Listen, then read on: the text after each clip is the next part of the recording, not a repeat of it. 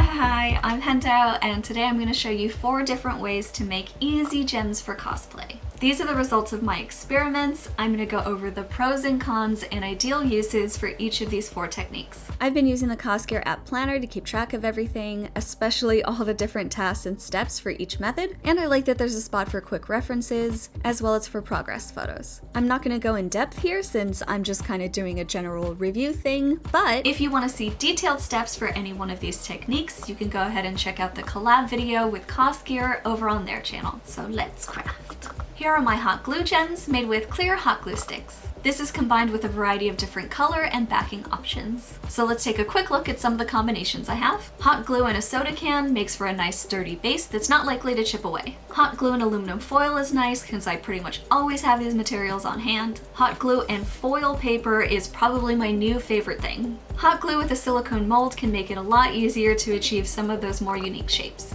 And this was my first try with hot glue and a custom wire setting. I used aluminum wire in a couple different gauges. I think I could go kind of buck wild with these. This was my first try. I hope to try many more. And some of these gems are also sealed with clear nail polish, either to bring out the shine or to protect the backing. So first, the pros. This method is really cheap and super quick. I've honestly kind of been sleeping on it. It's easy to do round shapes, and a heat gun can really help make the surface smooth. Hot glue isn't as runny and cures much faster than resin, so it's also a good candidate for working with custom wire settings. And now the cons. The gems do have to be pretty shallow in order to be clear. Any thicker and it starts to get a little bit foggy. It's also best suited to smaller gems since you'd really have to use a ton of hot glue otherwise. It's also a bit tricky to get a straight edge or a proper dome shape. Overall, I think the best uses for this hot glue gem method are round gems, small gems, stuff for jewelry, and using wire settings. And here are all my gems made out of plastic shapes, bottles, ornaments, and toys. These are also combined with a variety of color and backing options. So let's take a look at what I have. This is the bottom of a plastic water bottle with this foil paper backing, and then one that's colored with nail polish. One is much faster, but I think that the nail polish one better utilizes the dimension of the bottom of the bottle and looks a little bit cleaner. And this is another plastic bottle with foil paper and one with nail polish. Yay, recycling! Plastic ornaments are tried and true and now actually come in a pretty accessible variety of shapes and sizes.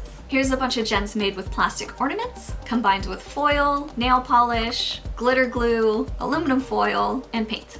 Oh, I also tried this one where I just sprayed the inner surface with 3mm spray glue and then put the foil paper on, which melted the color. Don't do that. And these are made with 2 halves of a little plastic toy, one done with glitter and glue, and the other with nail polish. I think it was like a little Daiso pet tag thing. Neat!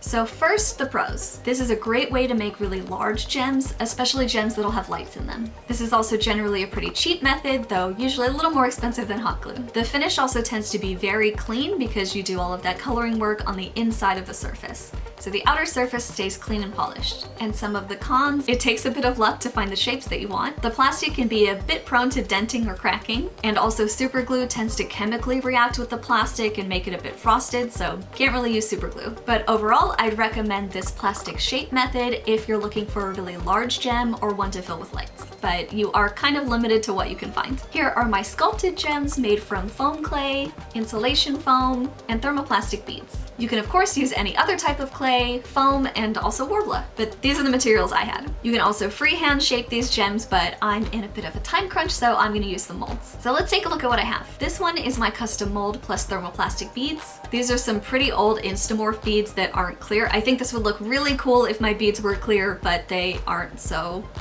this is just what that looks like.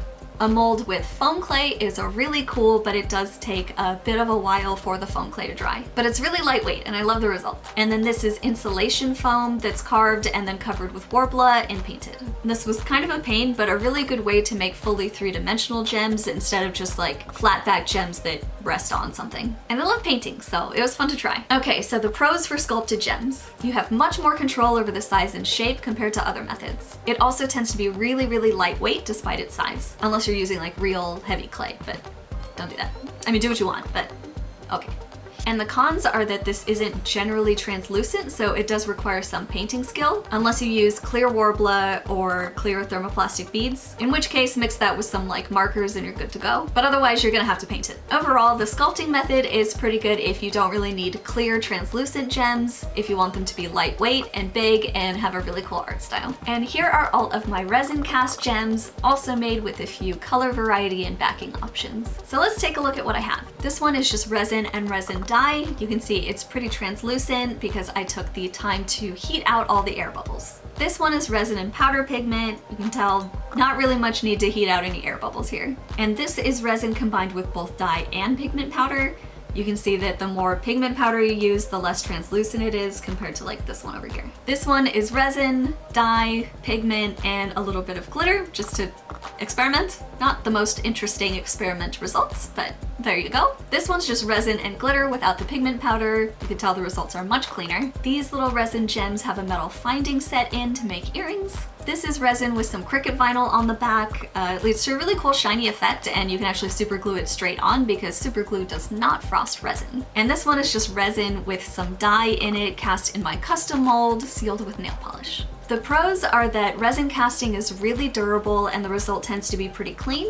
Resin probably gives the best translucency, and there are a lot of different dye colors to choose from, and you can mix your own. Resin is also a great way to more permanently attach any jewelry findings or fasteners or lights. The cons of resin, on the other hand, resin is very inflexible and also a bit heavy. The cure time is also pretty long. You usually need at least 24 to 48 hours for resin to cure completely, especially if you don't quite get the 1-to-1 ratio exactly right. Speaking of, you do also have to be a bit careful with pouring the equal amounts, and resin kits can be a little bit expensive. And while you can add things like LEDs or metal findings, it does take some patience to get just the right placement. But anyway, this resin casting method is probably the best choice if you want to have lots of identical gems, you need really crystal clear gems, or you want really sturdy attachments. It's a great method, it's just a bit pricier and has a little more of a time and experience requirement, but I promise it also looks much harder than it is. And that's it. Now you know 4 main techniques for making cosplay gems, which there are like over 30 combinations here. This is by no means an exhaustive list, but if you want to see more detailed steps for how I created each gem, you can check out my collaboration video with Cosgear over on their channel. Also, 10 blessings to the Cosgear App Planner for helping me organize this. This was like a nightmare behind the scenes. And I'll leave a link if you guys want to check it out too. But until next time, I'm Hendo. Stay crafty.